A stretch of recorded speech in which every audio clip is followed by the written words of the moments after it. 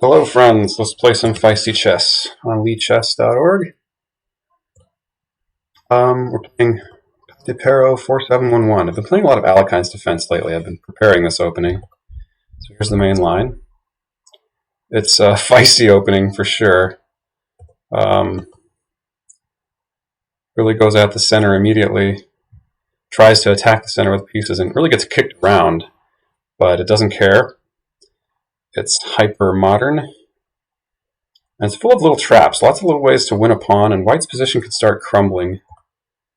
Okay, lines I've learned. If knight takes e5 is the main idea here.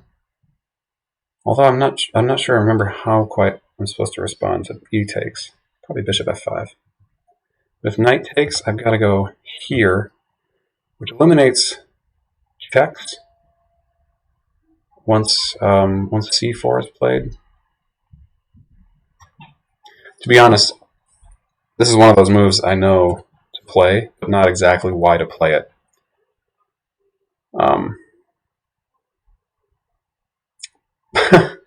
That's not a good principle. It's not a good way to play an opening. I'm still learning with Alekhine, so I suppose that's always true. If c4, the idea is to go to knight to c7. So I know one idea is to clear that square for the knight. The knight looks funny on c7, but we'll survive the opening, and I think I know the opening well enough that a lot of the ways that I build an advantage, or if I do build an advantage here, there we go, is because white spends a lot of time thinking about how best to punish black. And we've all been in that situation, I think, right? When you think that your opponent is playing an inferior opening, but the opening is just different, and it might violate some principles you know, but it's not really inferior. The Alekhine's defense is actually completely sound. You do need to know a few things to keep from getting bowled over by an enormous white center. Mainly, you need a challenge immediately with d6 in most lines. But it's one of those openings I find a lot of players, and I've been in this boat, a lot of players will try too hard to refute it, and there's no refuting it. It's you'll probably just lose a pawn in your center if you try to do that, and so it's also psychologically difficult for your opponents to handle for similar reasons.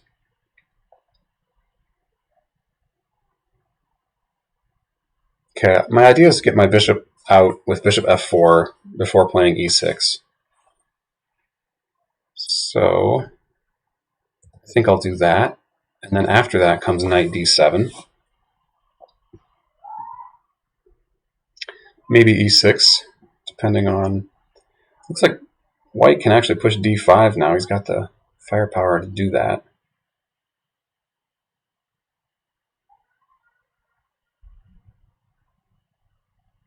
Does he? d5, c takes, yeah.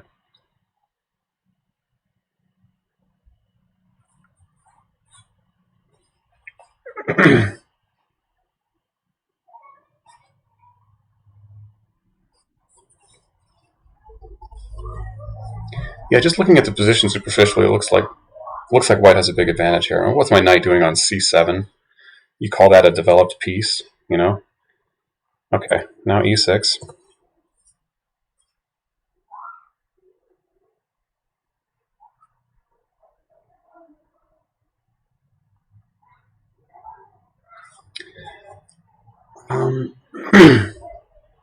Knight d7 here? Or bishop d6? Knights before bishops. I know this move needs to be made.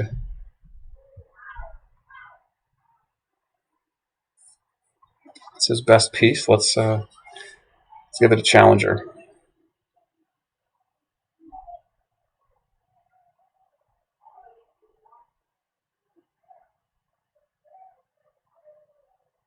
g4 looks like a strong reply here.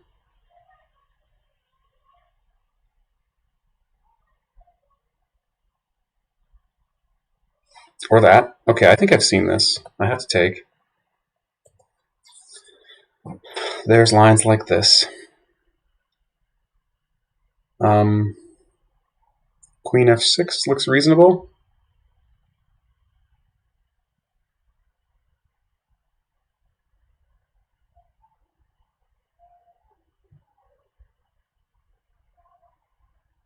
Queen f6, I think he has to just take, right? He's winning with 2 bishops.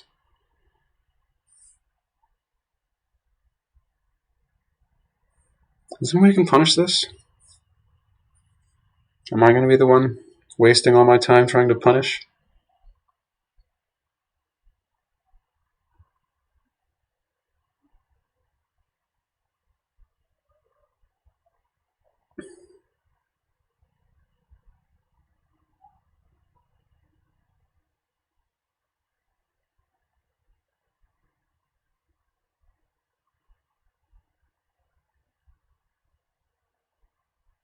Okay, Queen f6.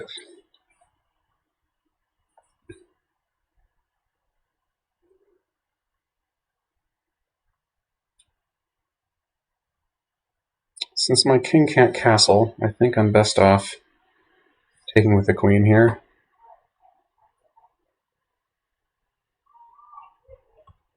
I don't see... He doesn't have any really good ways to not avoid trading queens. I should get rid of a weakness. My e6 pawn. I actually do have a better pawn structure than white, although I like the 2 bishops that white has.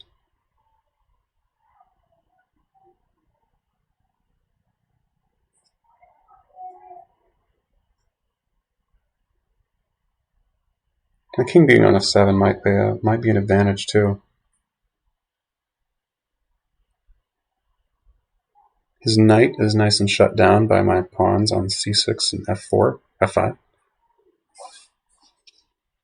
If he's planning on retreating the queen, that just looks like losing a lot of time.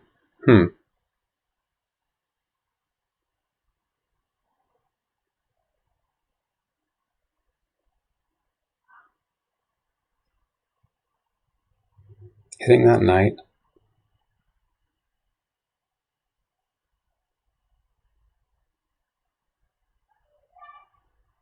And go rook c8 now, or take and then rook c8. You know, knight e8 looks alright. Then I'm planning maybe bishop d6.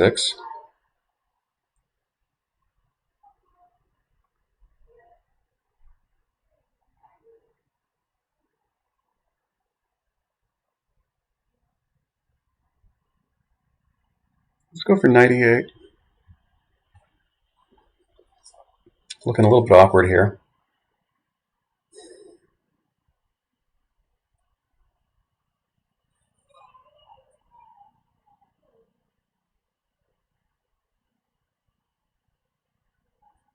Maybe I should have just gotten those queens off the board. His king's not too safe either. He could castle queenside, but as long as my queen is on that diagonal, his king can't be that safe.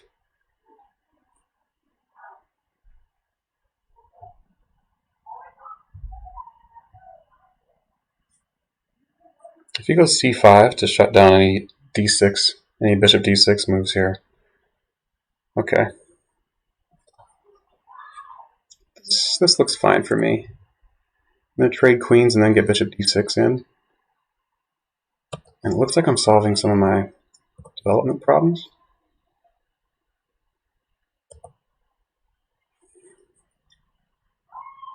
My rook can come to f8, I might just castle by hand, but I've got this e6 pawn to worry about still.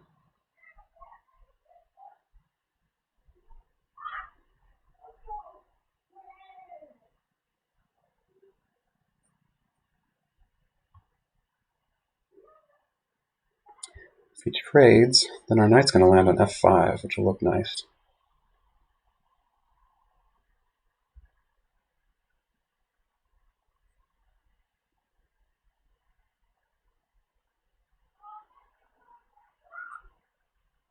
Does h5 make sense here?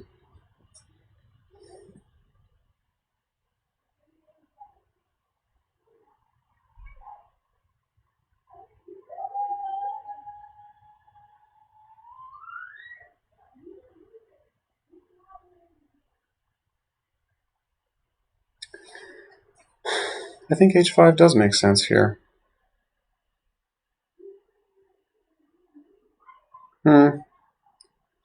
Here, knight here.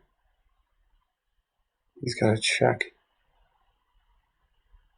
Okay, I don't want to allow him to. I don't want to take that bishop on g3. I'm going to go h5.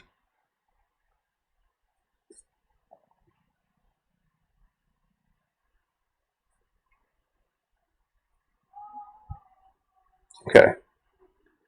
This forces. This basically forces him to take. I like this.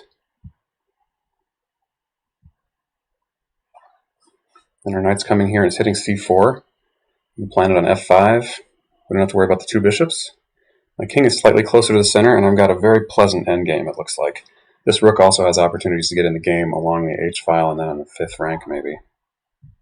My 4th rank. There's nothing but taking here, as far as I can tell.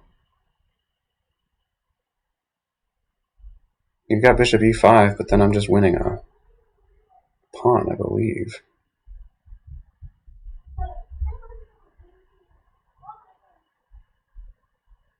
Probably b3.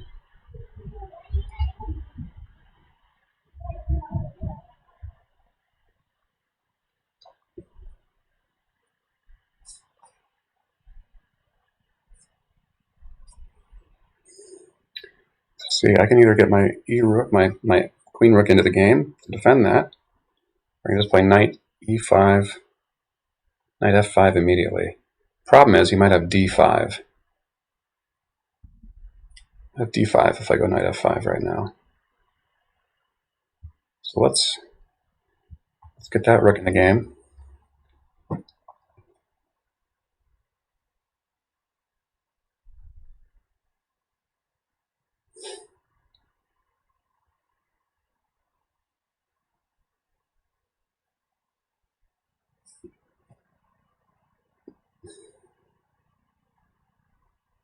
He's got d5 right away, huh? Okay, I did not anticipate this. Problem is, he's eyeballing this knight. This knight can also move and defend at once. Defending e6 and threatening a fork on d3. This has to be good. And then if he defends that fork, I can just push e5 maybe?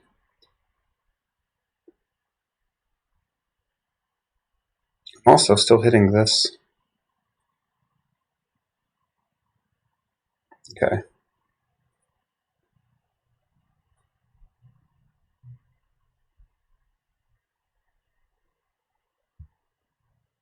Gets rid of my weakness.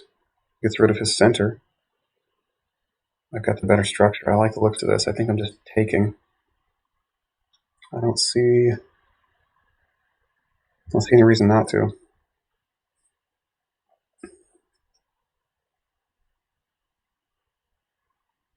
If you go c5, I can just take it.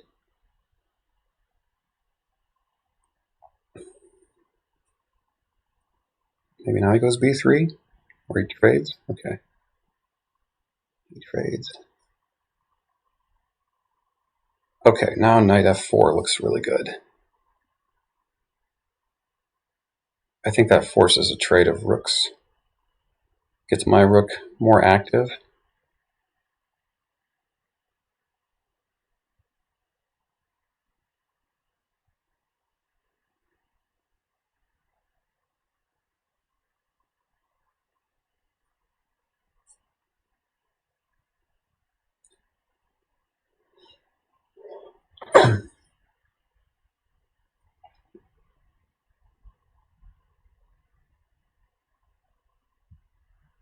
Sounds like I got rook d1. Then I got knight d. Well, no. Then I did. I got options after rook d1.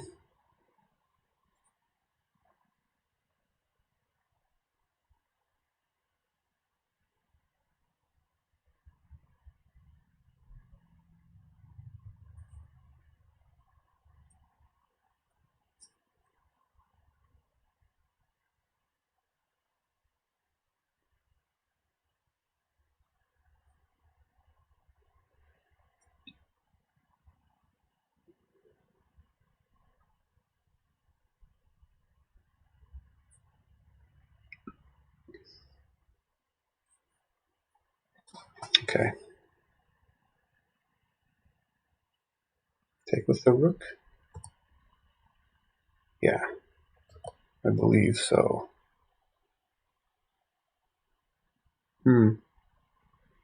Bishop wants to cover that square.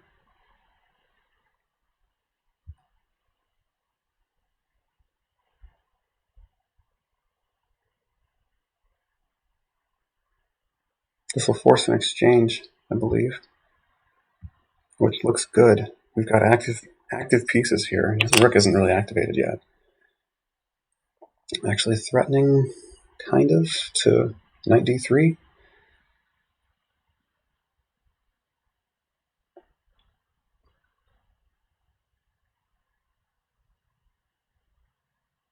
Yeah, I'm happy with this. Rook on the 7th. Rook on the 7th. We've got a knight check. I don't think the knight checks get us anywhere. Rook on the 7th is tough to disagree with.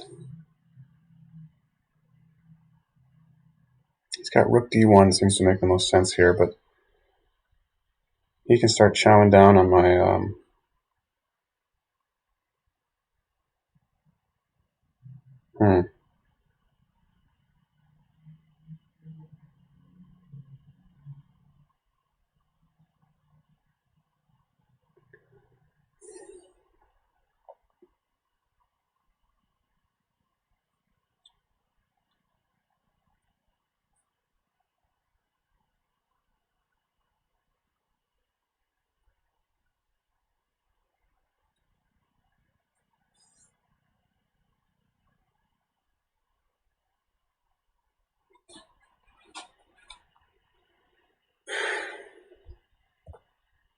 Okay, this actually takes a pawn and also threatens a skewer. Otherwise, rook d1 would be pretty devastating here, but thanks to rook a1 check, it doesn't have that.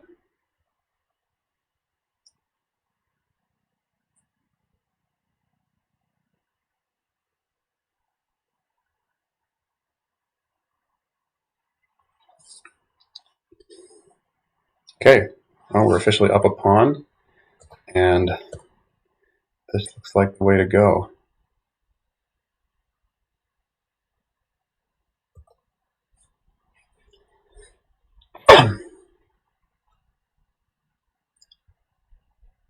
Okay, what's the best way to do this? The bishop is tied down to that h3 pawn. Probably just get the king up. I don't think he can stop me from making a passer immediately. Maybe we get those pawns on light squares.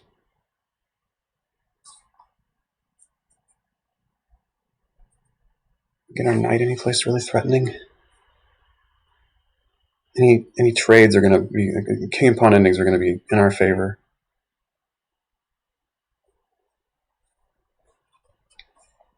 The h pawn might be a little weak. Let's get the king up the board.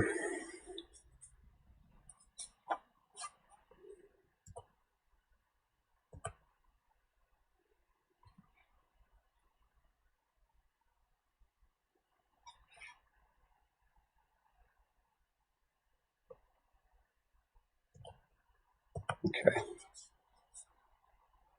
Pawns on dark squares.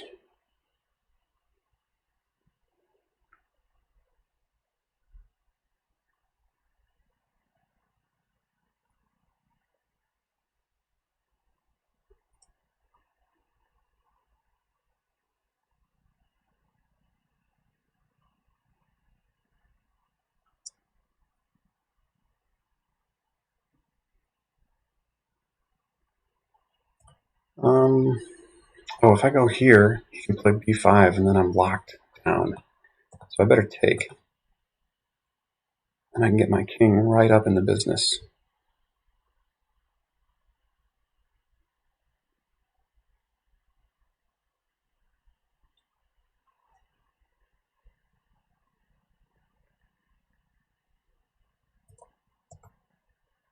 Yeah, and if he tries to push it, then I've got knight check on e6.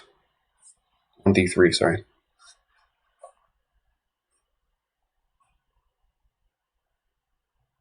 Actually, I can go a5 here, and then a4.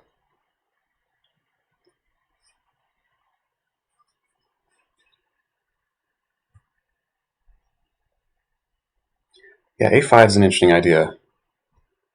But no, he's gonna get both of those pawns if I try that.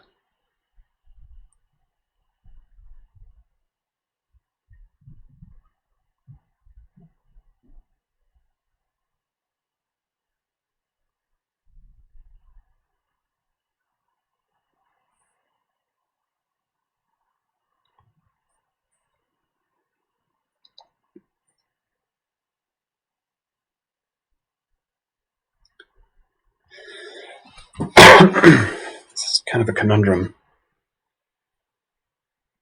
Move my knight, then I don't have the pressure on h3 anymore.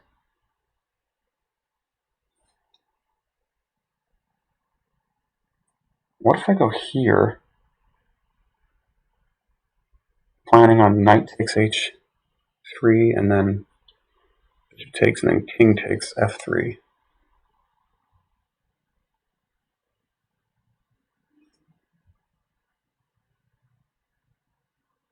Oh no, he can go bishop c8, and he'll clear out my pawns before I can push mine through. So that's no good.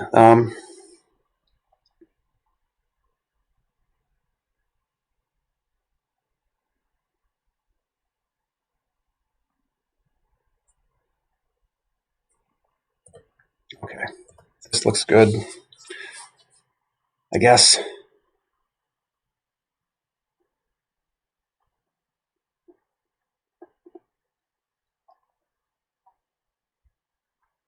Even if he gets both my pawns on the queen side, I'll have better king position, and if his pieces get exchanged, I should be able to win the king and pawn ending. My knight here stops pawn c5. Probably bishop c8 is what I'll play.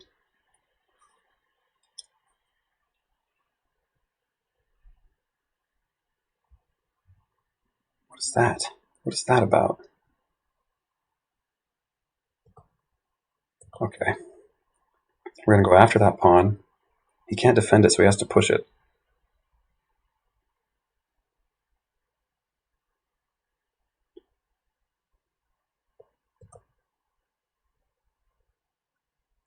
Then we'll attack it again, and he's going to have to push it again. Now,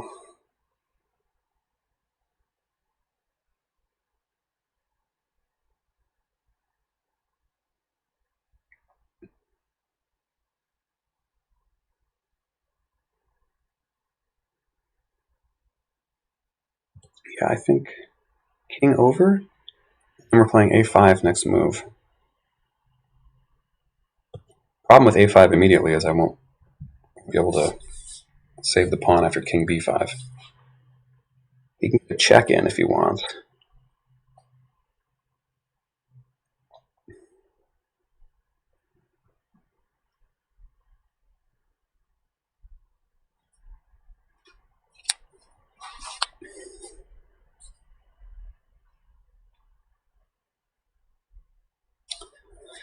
Patipero 4711.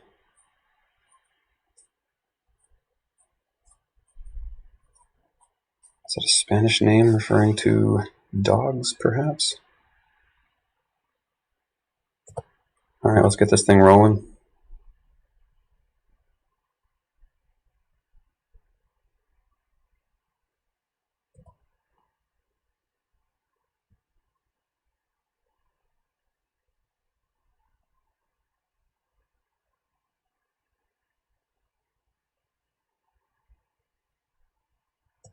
Just play sensible moves here.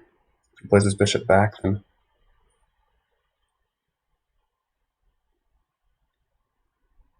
yeah, he's got to. The only way he has to defend this pawn is to play the bishop back to g4 here, and he can't do this check.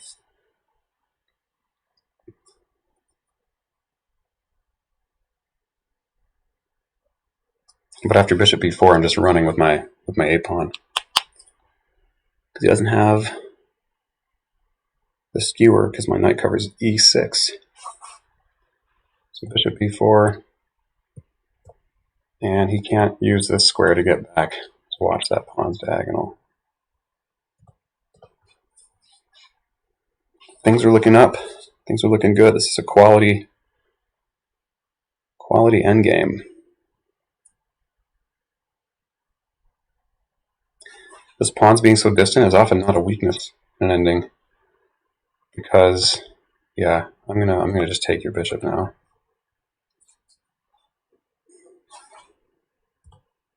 So we're playing it out. You can. I'm gonna save my knight. I like my knight. Take my pawn.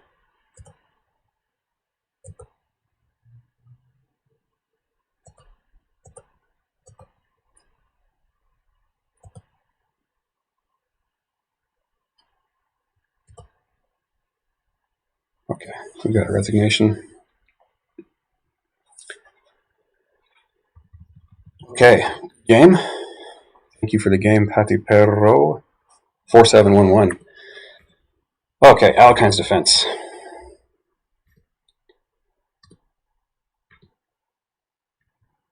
This is the classical variation, and it is the strongest way to proceed as I understand it. My new and limited understanding of the Alekhines. C6. Takes some more control over D5. Gives my knight that C7 square. Black looks kind of passive here. Alekhine's defense is not the best opening, but if white wants to exploit it, what I hear is that he has to just kind of suffer through for a positional advantage. And this is an interesting tactic, but I don't know what it really gains white. I keep thinking I should have just taken the queens off here, but I don't see much of a way for black to cause much trouble with his queen if he wants to move it. So yeah, I'm glad I found H5 here, and really just having enough time to force that bishop off. So no more two bishops for white, and now, yeah. I got a little lucky here. I did not anticipate D5, and that resource of knight C5 was very important.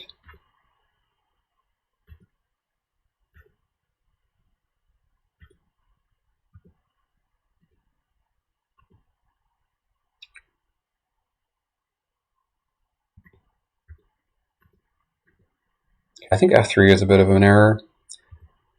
I think Rook D1 here has got to be the move. I'm going to turn the engine on. Wait a minute, I'm going to go to the analysis board here. I think Rook D1 right here has got to be the move. Let's see how big an advantage the computer thinks black has.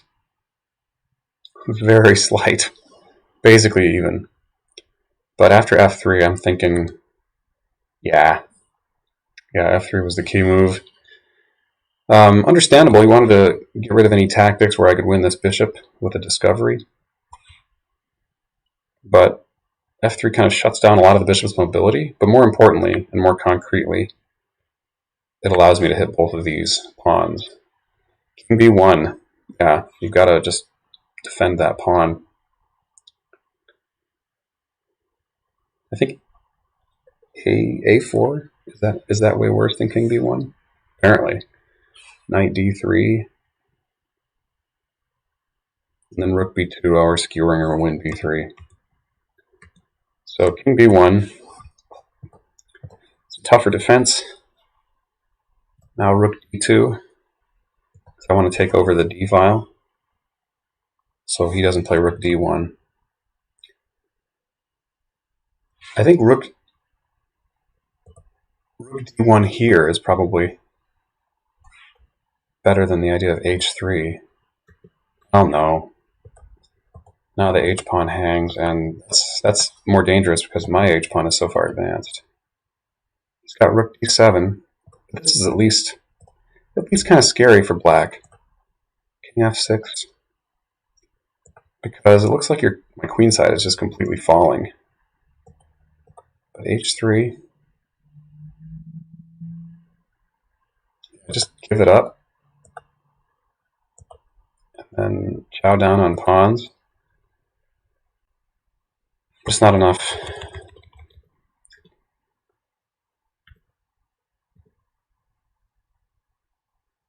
Oh, knight e2 check is even better. Oh, because then I've got knight g3, a fork.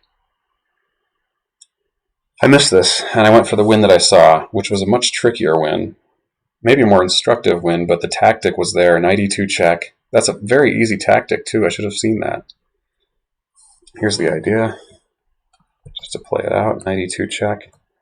And then the nice thing about knight c3 is not just that it forks the king and rook, but it also protects my rook in the time being. He only has one move, and now I've won a pawn and the exchange. And white could probably resign here. So yeah, I missed that opportunity. But anyway, I had an instructive pawn up ending with a bad bishop against a good knight. King f6, king e5. So yeah, oftentimes, usually the first priority is just getting your king in there, rather than trying to make the passed pawn first, because if you make the passed pawn first, in the meantime, white can get his king up and might be able to steal that pawn once it's alone and has nobody to defend it. Okay, I liked king e3 better. e5. c5 is also good. Yeah, c takes b4. I almost just played here, anticipating a trade on c5. But now b5, and this b5 pawn basically stops both of these pawns. So my extra pawn is kind of mitigated here. It's a little useless.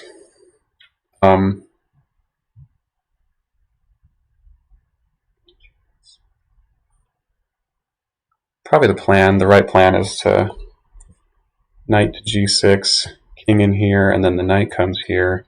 We're pressuring f3, and white can't hold on to both of those points. So I'm still probably winning, and the bishop can never attack any of my pawns. So it's a different way to win, but I didn't like the idea of b5 shutting down my mobility of my queen pawns, my queenside pawns. Okay, king d4. Likes a6 check. See, yeah, so that makes him come back. a6 check. He'd have to come back here or just lose.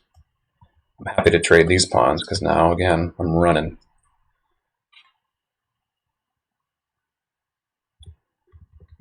So he has to come back. And then b6. Okay.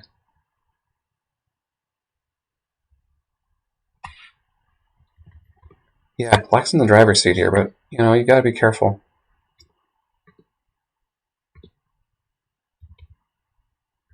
Instead I went knight d3.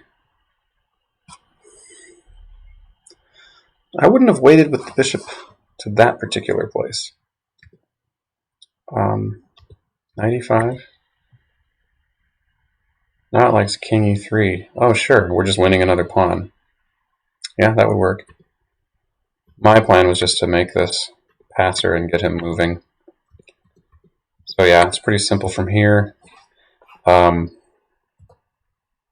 If white goes for this check, which makes sense, king can go a lot of different places. But now there's no way for him to guard this h-pawn other than coming here, which point I just take, and I got a completely winning king and pawn ending. So yeah, my plans paid off in the end.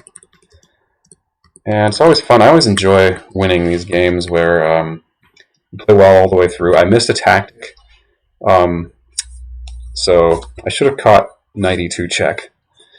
But at the same time, I had a nice strategic win, and converting my extra pawn in a nice endgame with knight versus bishop. So enjoyed that one. Hopefully it was instructive, and hopefully it was feisty enough. The Alekhine's defense is an interesting tool. It's a very different kind of chess than the chess I've usually played, which is very classical, very pawns in the center, set up the big center, and use it as a base of attacks on the king side. Alekhine's defense is very different. It's like, yeah, show me your big pawn center, and I'm gonna chip away at it, and yeah, it's fun opening. Lots of different ways to play chess. Okay, have a good one, folks. We'll see you next time.